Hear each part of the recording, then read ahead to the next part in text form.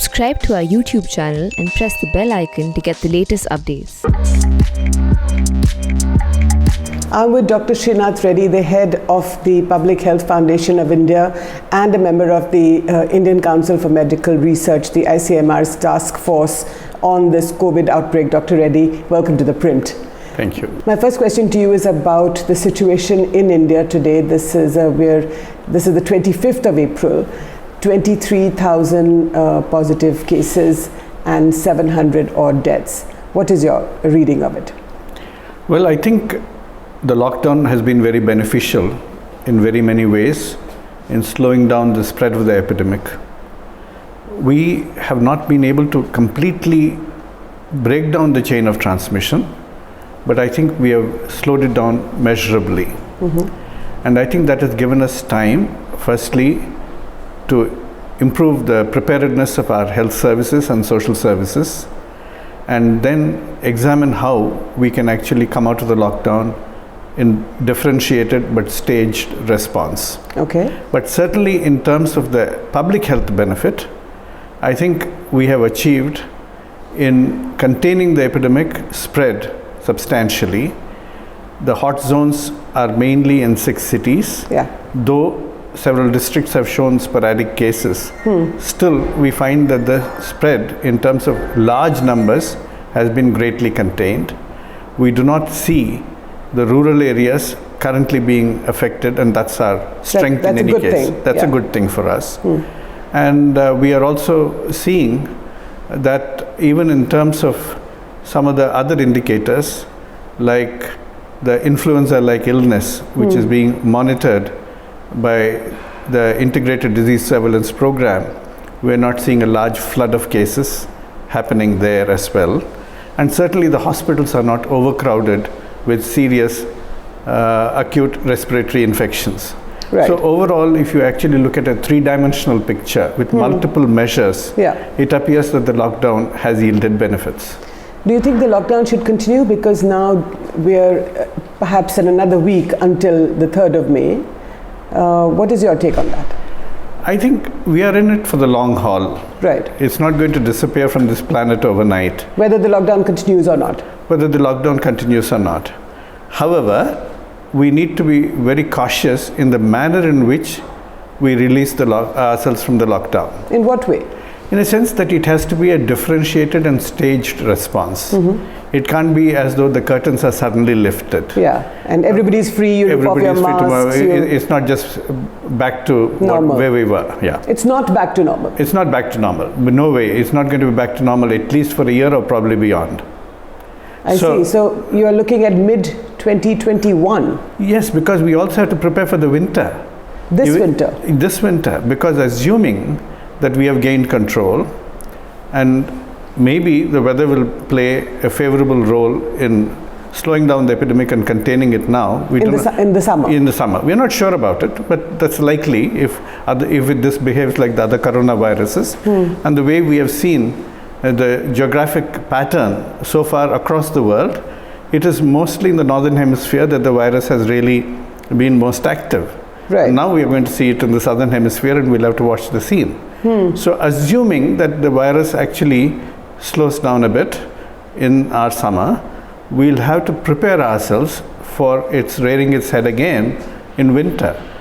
We do not know whether it will, but likely like other coronaviruses. So till at least a year, we cannot say that we are quite safe. So we have to use that time in between as well for preparing our health and social systems and our economic systems as well to cope with that during that second wave, if it comes. So as a doctor, what would you say? What should people do? Well, right now, coming to your question about whether we should lift the lockdown or not, as I said, it's a staged and differentiated response. Right. We ought to be able to assess district by district, not state by state. And even in districts, we should look at urban areas and rural areas separately.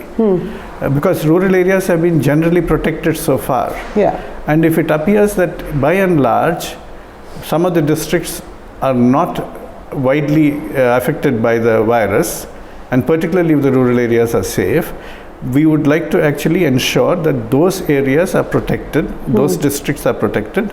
They can resume a fairly high level of economic and social activity while maintaining social distance and also personal protection measures, with possibly masks as well, if possible, in public places.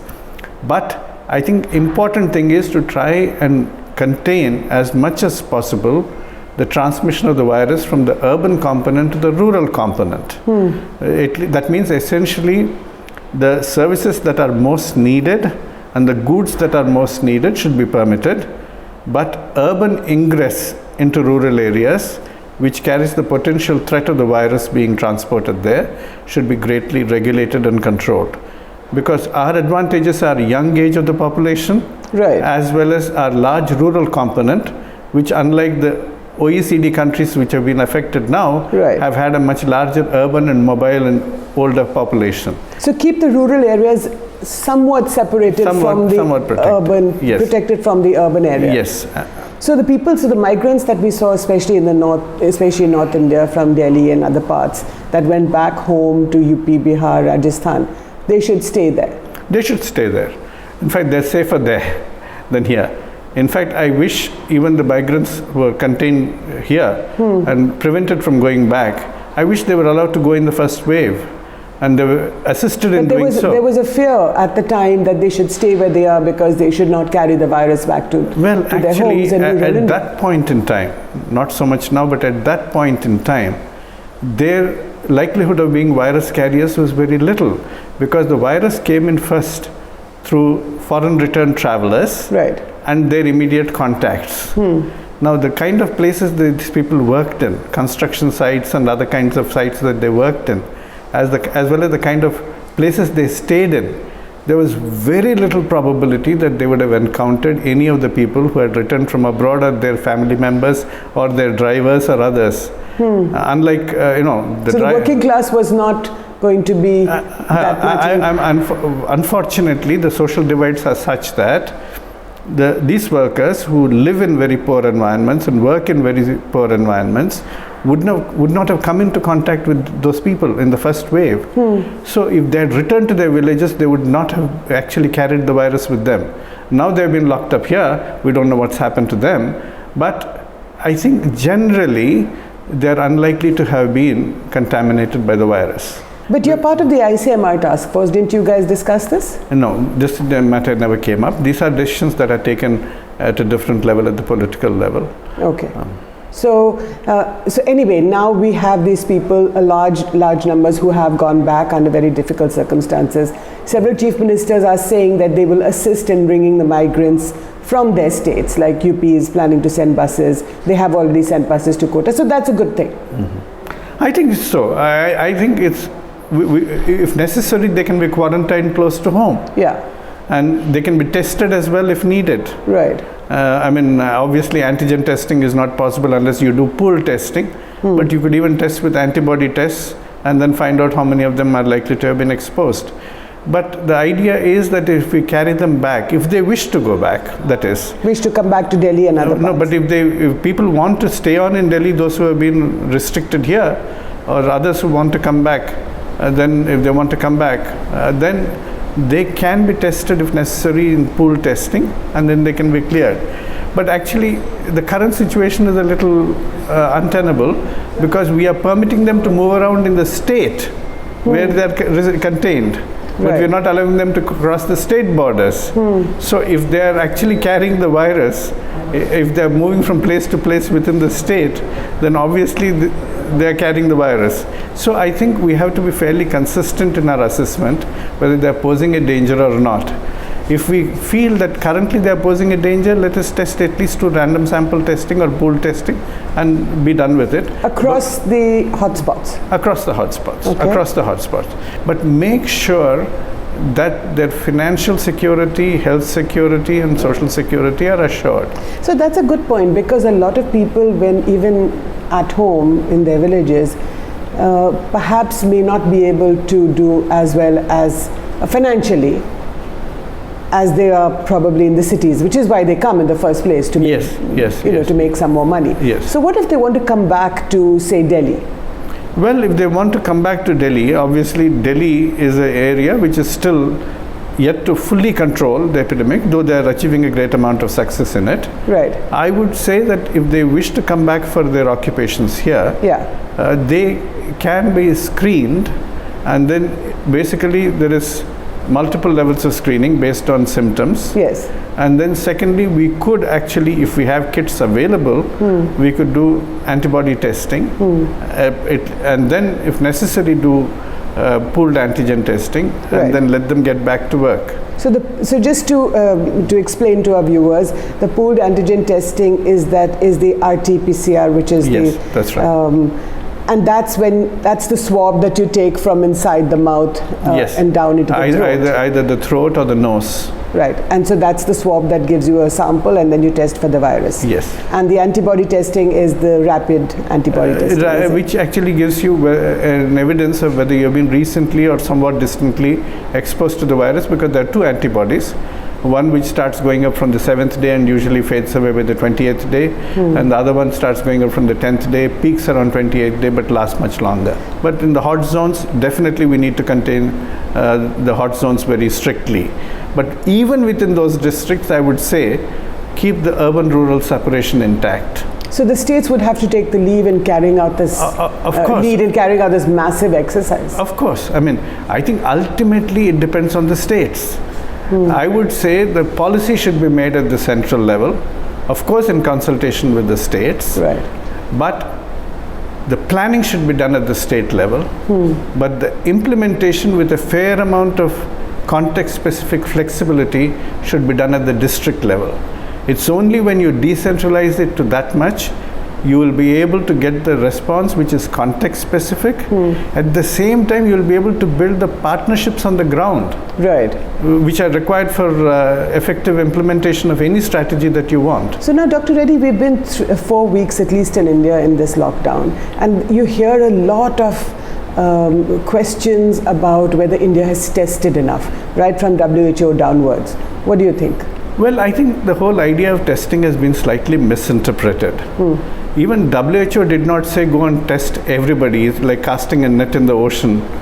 You don't have a large enough net for that. But he did say, the WHO chief, test, test, test. That was his mantra. Yes, but then the second part of that sentence which was missed was test all symptomatic people.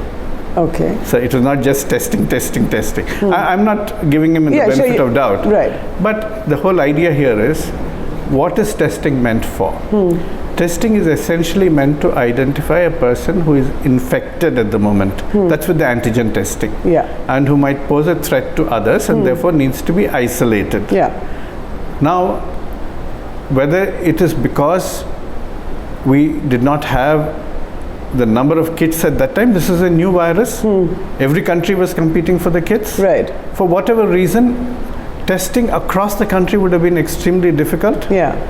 And therefore, at that point in time, when the country went into a lockdown, the logic of the lockdown is not only to give ourselves time for preparing our health and social systems better, but also virtually every single individual is isolated. Yes. So if your idea of testing is to find somebody who is a virus carrier and isolate the person till the virus exits the body, you have achieved that purpose even by the lockdown. Exactly. So the testing was really not critical if you're undertaking an extensive lockdown strategy. Like this. Yeah. And in the meanwhile, you also got time to get more testing kits. And after all, testing also has huge demands, not only in terms of kits, in terms of labs and the healthcare personnel. Right. There are people who have to carry out the testing. They need personal protection equipment. Yes. So you need time for preparing all that. Yeah. Now, as we are easing ourselves out of the lockdown, that is the time we must now ramp up our testing, both with antigens as well as antibody kits. During the period of the extended lockdown, the purpose that would have been achieved by testing was already there, which is isolation. Got it. So now that we are exiting the lockdown, we should ramp up the testing. We should. Two questions. The first is on the infrastructure. You talked about people moving across states. Now, if the trains open up, or in some time, if the flights open up, what could be precautions that would be taken for that? Well, I mean, maintaining social distance is not an easy thing during transportation.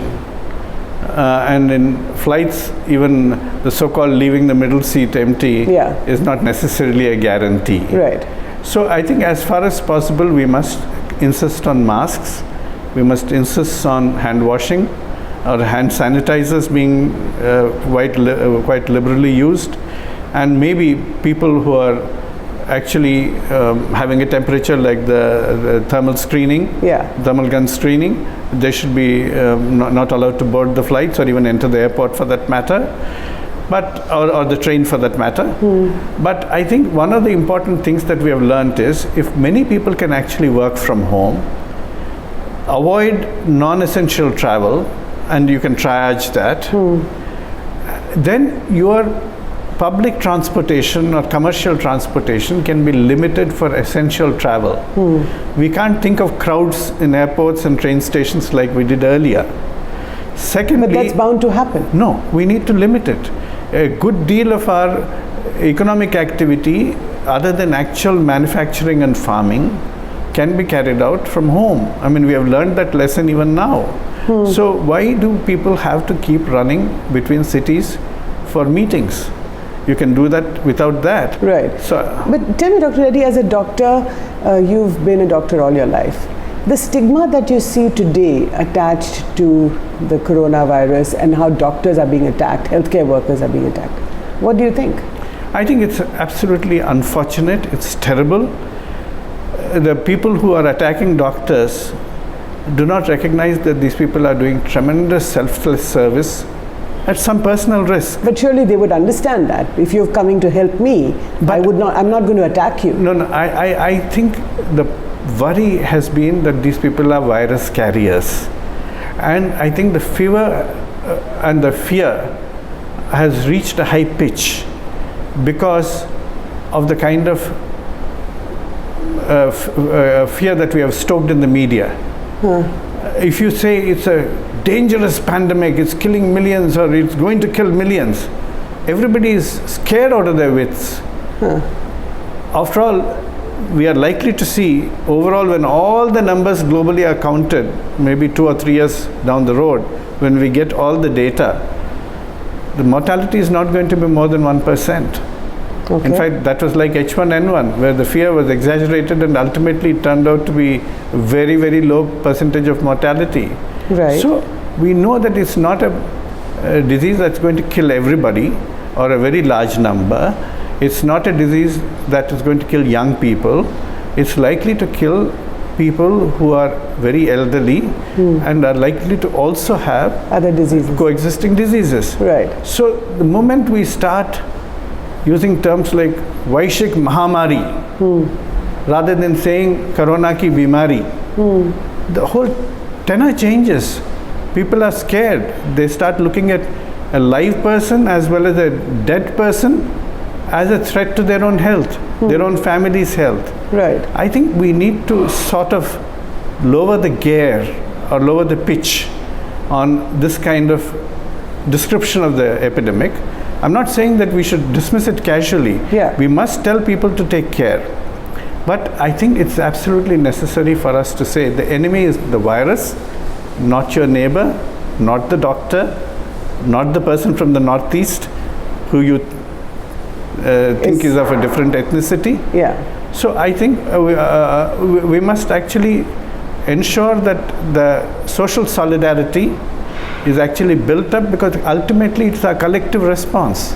So how do you strike this balance then between taking all the precautions and not falling ill from the virus, plus, opening up and getting into and returning to normalcy, as it were? Okay, I think people will have to realize that there are certain risks, but the risks are posed mainly by our own personal behavior, not by the other person as much.